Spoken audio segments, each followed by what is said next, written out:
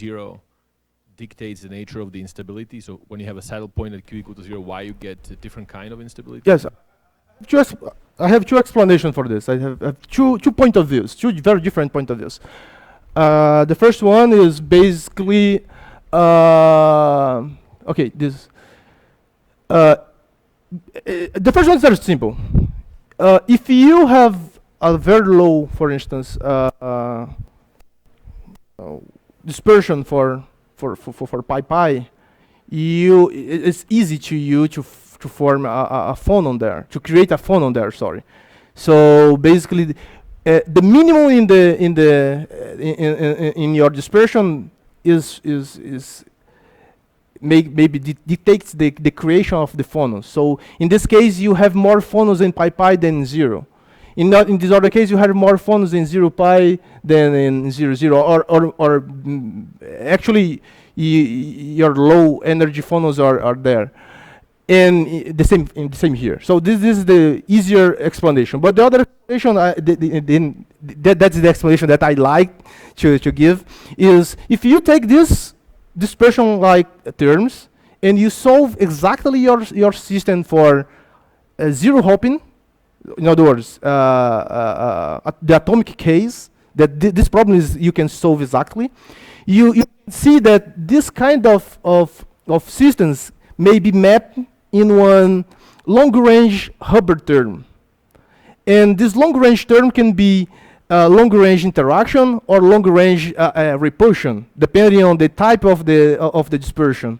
So, for instance, if you have this kind of term here, this here, you have a long-range attraction. And you know that this can lead to superconductivity. And if you solve the problem for this case, for instance, you have a staggered pattern like attraction, repulsion, attraction, repulsion. So you can expect charge density wave. And this one, the same, but in the stripe.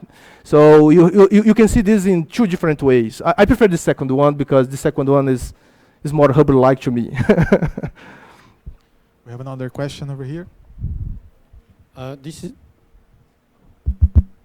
This is more of a maybe more philosophical question. I can see that because you don't have electron-interferon repulsion, so phase space counting is still very essential. Sorry? Phase space counting is still very essential. Okay. Which is why you care so much about center point versus nesting and so on, right? It's all phase space counting. Okay. Here we were trying to do the most simple case. And the most simple case is basically, let me come back here, is basically to put interaction between the nearest ions. No, I understand. But from the electronic point of view, of course, the results are sensitive to the phase space available because you will have effectively reasonably defined low energy Hilbert space from the kinetics only, right? But my question is the following. Actually, this is not my question. This is more of an opinion of a dear colleague of mine, Yang Zenon, who is a good friend of many of us. He commonly made the following comment, which makes sense to some of us. That is, if you truly have a strongly correlated electronic structure, the phase space is not as essential because the low energy Hilbert space are in the many body channel, not necessarily in the quasi-particle channel, right? And for that reason, having a CW and having a superconductivity and all these spin order and whatever nematic order, these are all part of the symptom of the same state, the same low energy Hilbert space. Okay. While from the weak coupling peak perspective, which is what usually we do, you go from high temperature, you go down in energy, you see what's the instability, you count the phase space, and so on. These are very different philosophy. In the case of this tantalum diselenide, for example, I remember seeing some paper showing that the normal state, meaning that before you go to CW phase, the resistivity is also weird. It's also some sort of bare metal behavior, if I remember it correctly, which means that this really sounds more like Yang Zenon's dream, that these are also all symptoms of the same state, as opposed to different instability competing with each other. Okay, I have to read more about it, but and I don't know if I understand completely, fully what we said, but I will think more hard about it. But I have one thing to contest. We have to be careful about it because charge density wave doesn't have the same symmetry of superconductivity, because charge density wave has one component order parameter, while superconductivity has two component order parameters. So they belong to different universality class. Sure. So but that's not the essential point. They're not the same thing. No, that's not the essential point. The point is that you have a low energy Hubbard space from really low, which is ground state, to some low energy excited state. They all have strongly correlated structure. This is not something that you want to think naturally as if you have some normal quasi-particle that eventually break the symmetry, channel 1 or channel 2. Okay. Because before you even break the symmetry, the system already are not in the region of small number of quasi-particle running around. You are in the region which already this is a strongly correlated manifold of electronic structure. Okay, So okay. what I'm saying is that you're doing a very accurate Monte Carlo calculation, but the interpretation of many of the results you see is still following our standard thinking that we go from normal state to breaking the symmetry. But the lesson I learned from his comment is that for a really strongly correlated system, that might not be the best interpretation of the result, because before you break the symmetry, the system is already weird. It's already not in a simple phase space counting or easy to count phase space situation. Okay, I have to think more about it. I can discuss later, but thank you for the comments. I will think more harder about it. Just a question. Oops. Is it working? Oh, yeah. Yeah? Okay, I try. I find it very curious how your incommensurability changed from pi to 0 pi just by changing the shape of the dispersion. Can this have anything to do with the cuprates? Because in the cuprates, when you are in the spin glass phase, you have the incommensurability at pi, and you enter in the superconducting phase, it immediately rotates. Yes, it indeed has, because this is one of the things that we are interested in, that I put in the outlooks. We are interested in the leaflets or the cuprate lets, because we know that in cuprates we have stripes, and recently we know that these stripes, sorry, not the stripe, but charge ordering in the cuprates are related to phonons, actually, indeed, sorry. So this is one thing that we are interested here in. This is maybe will be our next step for sure. I'd like to ask a rather trivial question. You mentioned that if we integrate out the phonons in the small hopping limit, then we get an effective attraction between the charges. Yes. And then we can understand very simply different patterns. This is I have a specific question about this. If you actually, in real space, as you mentioned, plotted these interactions, my understanding is that if, for example, if you have a nearest neighbor antiferromagnetic interactions, you get antiferromagnetism, but if you have a second neighbor, you can get these kind of stripes. So, in other words, this change between these two different ground states can be viewed as tuning the amount of frustration, geometric frustration. Yes. So can we actually, if we just did an expansion in T over omega or something like this to lowest order, can we actually reproduce these results quantitatively? That's my question. Yeah, it's a very good question. Maybe we can, because let me see if I understood correctly. You know, do this term very weak, very, and then perform a kind of perturbation approach. Yes, we can do it. We didn't do it, but I believe we can do, because the case where t equals 0 is we can solve exactly. Actually, I did this exactly. Then because this I know. Then maybe we can perform on perturbation analysis doing this term small but not 0. If I'm not mistaken, in this limit you have bipolars, right? Yes, we have localized polarons. These bipolarons, you get bosons, which you can move on the lattice. There's quantum mechanical moving, and then they can form some ordered states depending on how they interact with each other. Yes, exactly. Thank you. Okay, we have to move on, so let's thank the speaker again.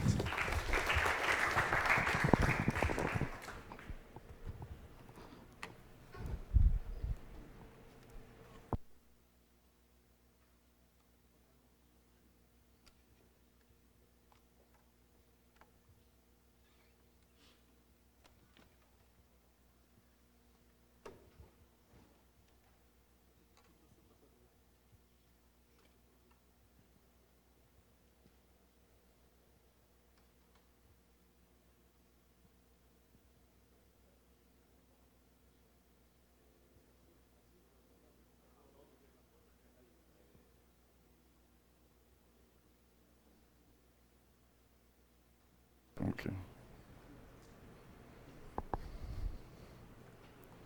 Right. Okay, so our next speaker is Raimundo hello. dos Santos, Is that okay? also from Rio. So Raimundo, please. I'd like to thank the organizers for the invitation to be here. It's been a pleasure. This is a very exciting meeting. And I'd like to talk about the proposal of the study of the lattices and where you can induce the different Mott phases and other kind of ordered phases. And like collaborators with Thiago Mendes Santos, who's at the moment at ICTP in Trieste, Ruben Mondaini, who's at the Beijing Computational Science Research Center, and Teresa Paiva, who's here, and it's my colleague at UFRJ. And I'd like to thank the financial support from these agencies. And so the outline of the talk is that we'll discuss briefly cold atoms in optical lattices, and then we'll discuss dipolar atoms, and we discuss the model, the extended Hubbard model, to treat these dipolar systems. And we'll talk about Lanczos diagonalization very briefly, just to a cartoon, and we present the results and conclusions. So when you have strongly correlated systems, it makes very hard for you to make accurate predictions over the several features because of strong fluctuations. For instance, you can have multi-bands, hybridization, and so forth. So one resorts to simplified models and approximations of different natures. But recently, ultra-cold atoms came into play since 1995. So we have the chance to have reach ultra-low temperatures on the scale of nanokelvin, and we have ultra-low density condensed matter physics of the order of 10 to the 13 to 10 to the 14 atoms per cubic centimeter, which is 10 to the minus 6 of density of the air. So they are almost isolated. And fortunately, you can devise manipulation and detection techniques that makes the study of these atoms very, very exciting. So, for instance, you can prepare these atoms in chosen hyperfine states, and so they can be treated like hard spheres and undergo S-wave scattering, which makes them very controllable through the magnetic field. So it's, for instance, and it started with the boson systems and then went on to the Fermi systems, like for instance potassium-40, where you can find an equal mixture of two hyperfine states, which we call here spin up and spin down, right? They're not actual magnetic degrees of freedom in the usual sense, but they are just two hyperfine states. So, and you can, with them, you can model as a Hubbard model, so which is the Ising model for strongly correlated systems, where you have a hopping amplitude between these wells. These wells have counter-propagating laser, And so you can adjust the depth and several properties, and you can have the hopping amplitude, which is the well-known hopping term in the Hubbard model, and you have an on-site interaction whose intensity is driven by the Feshbach resonance, by the applied magnetic field. And so they can be made attractive or repulsive, and you can study several aspects of this problem. So since then, several attempts have been made to detect Mott states in these systems. And so with the visualization techniques, you can actually see and interpret the states of your condensate, or of your cloud, and you can measure correlations, first neighbor correlations. So it's a very interesting way of dealing with measurable quantities and a very clean system. So people can use this, as they say, you can also discuss spin imbalance. I believe Teresa is going to mention something about this in the talk after the coffee break. And you can verify the existence of many different phases. So this brings about a new paradigm. So if you have a control of parameters in optical lattice experiments, then you can think of quantum simulators. So the replacement of theory, is that the idea? So the experiments are devised to solve models which where available methods fail. And this brings you to the new frontiers of many-body physics, and may even bring help in developing quantum computation. So what about beyond simulators? What can you do? Perhaps you can control new phases. And this is what I'm talking about. People have been creating polar molecules, and either by an indirect method in which the molecules are formed from pre-cooled atoms, or they cool pre-existing molecules.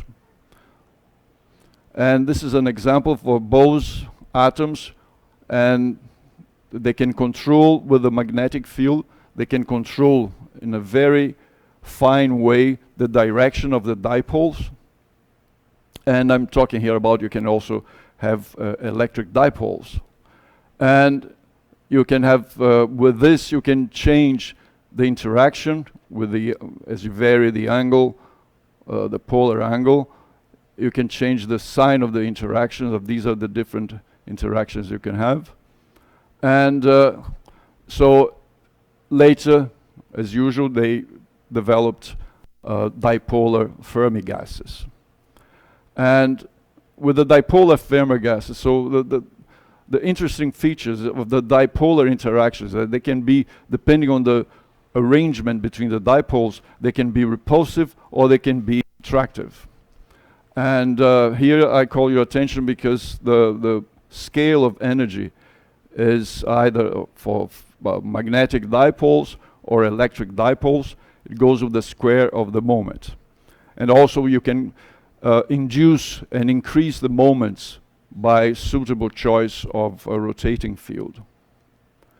Right, so not many realization, because being very complicated, you have to enhance the dipoles, and so not many experimental realizations of the dipolar Fermi gases have occurred on an optical lattices. I'm aware of only one paper in 2012, but there have been many attempts to put them in an optical lattice. So one may ask, is it worth the effort to pursue these experiments, being so hard? And so what interesting features do you expect? So in an attempt to do this, we examined the dipolar extended Hubbard model, which in the Fermi case, and to see what new phases can we expect. So the spin degrees of freedom in condensed matter are here, as I said, the hyperfine states in cold atoms. The charge degrees of freedom that we usually mention, and Nathaniel mentioned a lot in his talk, for us is the spatial distribution of Fermi atoms, because the atoms are neutral. So this is to give you a flavor of what to expect. This is the phase diagram of one two-dimensional Hubbard model, extended Hubbard model, the usual one without any anisotropies, where you have a competition between a charge density wave state, in which you place, in the case, the atoms, or two different species on the same site, and you have an antiferromagnetic, we call it antiferromagnetic, the spin up and spin down, but this is what we call the Mott phase. Okay, so this is what the phases at play that we expect to find. So the dipolar extended Hubbard model we take into account is we have a hopping term, and then we have a non-site repulsion, and written in a symmetric form, and we have, for longer than first neighbor, we have the dipolar interaction, where you see that D is the direction of a dipole, and R is the vector between the two dipoles. So we control by the magnetic field all we assume all dipoles point along the same direction, which you call D, and the angles theta and phi are experimentally controlled by an external field. So these are the angles, and these are the dipoles, and green are the spin down and spin up species.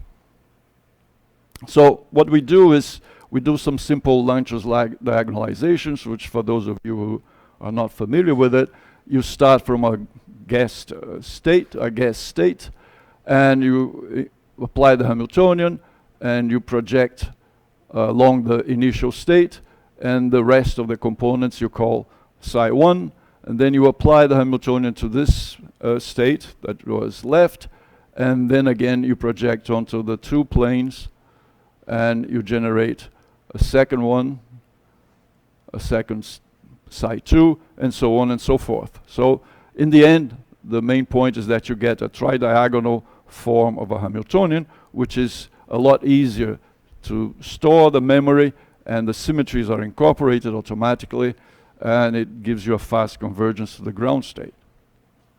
And here we can perform, using several symmetries, you can perform calculations on a 4x4 lattice, and you can calculate the ground state. So here in practice we introduce a cutoff in the dipolar interactions on at longer distance, so we keep it up to the second neighbor sites, and the message here is you still capture the effects of long range and anisotropy, of longer range and anisotropy. So basically you have interactions like this, the first neighbor, which can be anisotropic, and the second neighbor interactions. So the main point is that these interactions can be directionally repulsive or attractive. And so the angular dependence of these interactions is given here. So what we do is that we perform the calculations for different angles, and we pick some typical angles to perform the calculations, and then we can vary the angles as we wish. So from now on we consider the half-filled case all the time, and we have one fermion per site with this.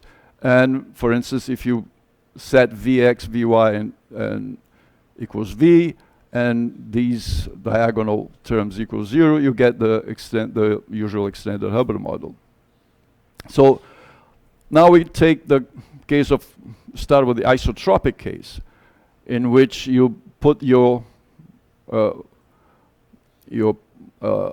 moment pointing along the z direction, and then you can you see here that V, which will appear in the plots, is gives you a measure of the strength of the interaction.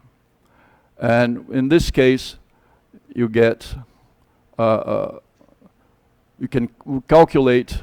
In this case, you well, in several cases, we calculate the correlation function for the spin degrees of freedom and for the charge degrees of freedom. And so these are the distance that we plot. So these are the distance between site 0 and site R, and these are scheduled here. And so, for instance, the spin correlations, you see that for U equals U over 8T, you get a completely different behavior beyond a certain value of V. And what you get here is that you can build, from the correlations, you see what you're getting. You're getting an arrangement of the, for instance, the green curve here is along this direction here. So you get full enhancement if you put if you populate the next along this direction, and underneath here you have 2x, so it means that you populate all your first neighbors in this case. And if you look at the charge correlations, you see that when these spin correlations, you see the spin correlations here, you want to put, when the correlations are positive, it means that you have one guy here and the other guy points along the same direction, so it's the same species here. So the same species occupy one sublattice and the other species occupy the other sublattice. So this is a Mott state. And whereas here, while you have this arrangement, the charge correlations are all, the charge is distributed uniformly, and when you go through this transition, you see that you get an arrangement like this. So you form a checkerboard charge density wave. So if you now move to an isotropic dipolar case, what you notice that you have, in this case, theta equals pi over 2, so you're here. So in this case, you have a positive Vy and a negative X. So these are anisotropic. And because they are anisotropic, and in a strong coupling view, the exchange coupling depends on the direction of the V along that direction. So you expect to have anisotropic diferromagnetic correlations. And in this case, you get, again, you have a Mott phase here with a spin correlation functions, where they tell you that you have guys in the same direction, but in two neighbors. You have a positive correlation, so they're in the same species or the same spin. But here you get a different pattern. You get a striped phase here. And so you can study this as you vary theta and for a fixed angle phi.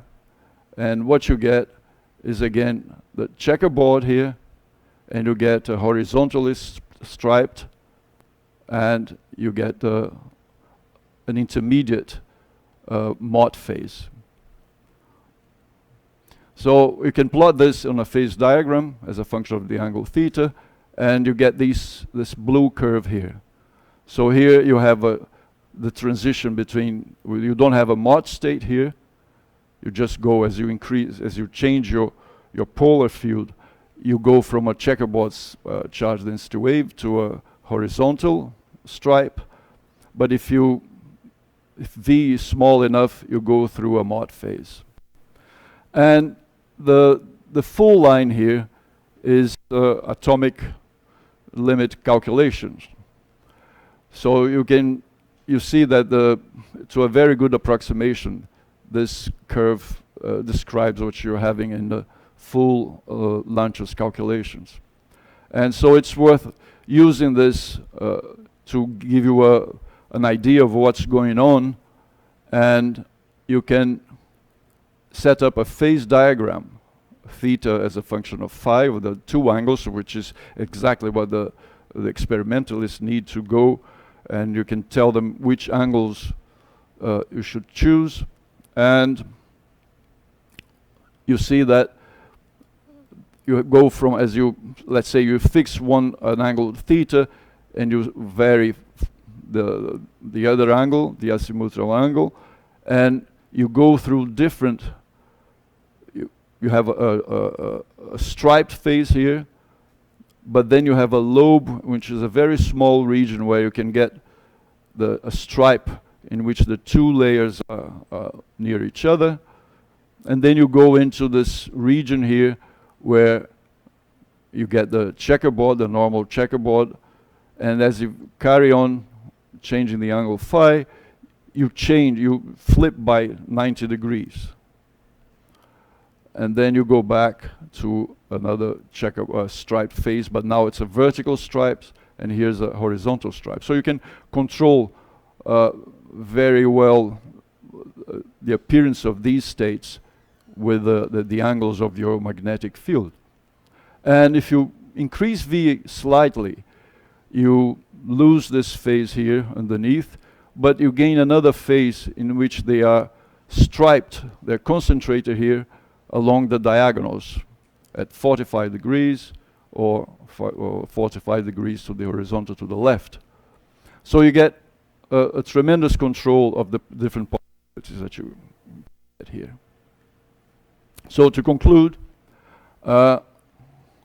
it is definitely worth the effort to realize these optical lattices, dipolar atoms in these optical lattices, because one can gain control over atomic arrangements. And you can vary, but simply varying the orientation of the magnetic field. And you can explore quantum criticality and the possibility of attractive regimes. And this could aid at quantum computation, because you can generate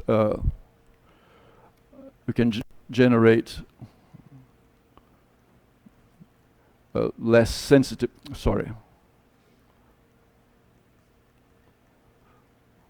you can generate less error resilient, you can generate error resilient qubits. So that's the expectation for doing this in the domain of quantum computation. So, and I thank you for your attention.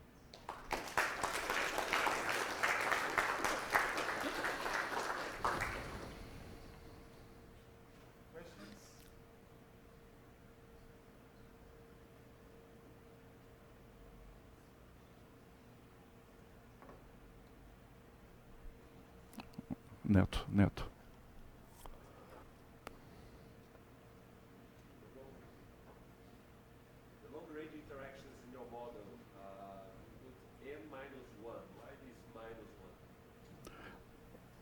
Oh, just to make it symmetric, particle hole symmetric.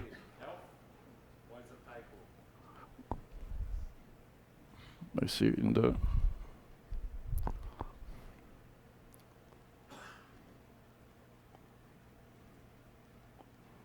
No, because n is the total number of particles. Yeah.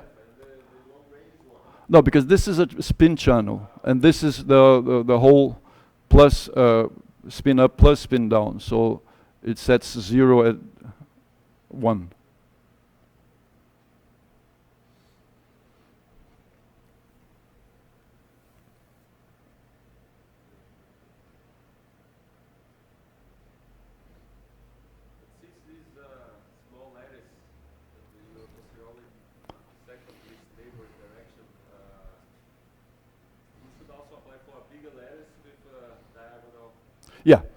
Yeah, but the point here is that we wanted to do Lanczos calculation. That's, and 4 by 4 is as far as you can go, without any bias.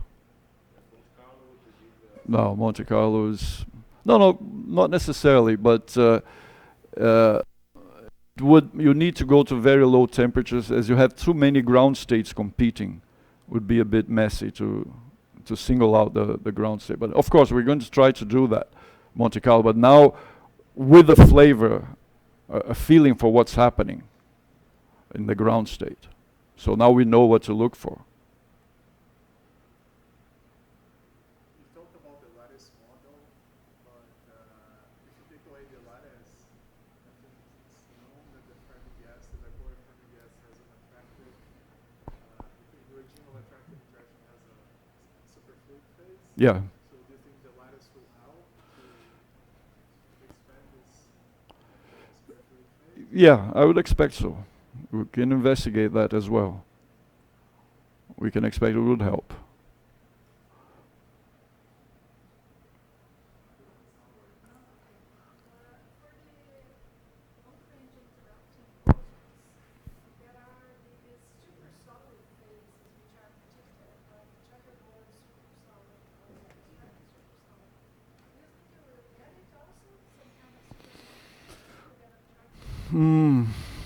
I don't know. I don't know. That could be. Yeah, again, we would need to go to larger lattices to see other phases, and that's certainly something worth looking at.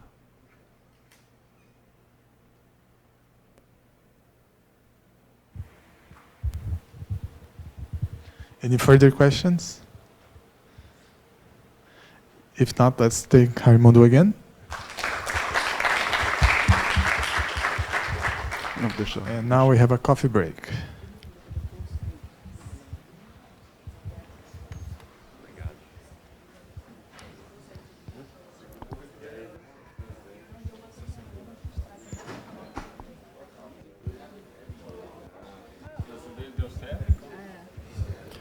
Eu não vou desmontar, não. Vou tirar isso aqui. É. A sua eu testei, tá, já está.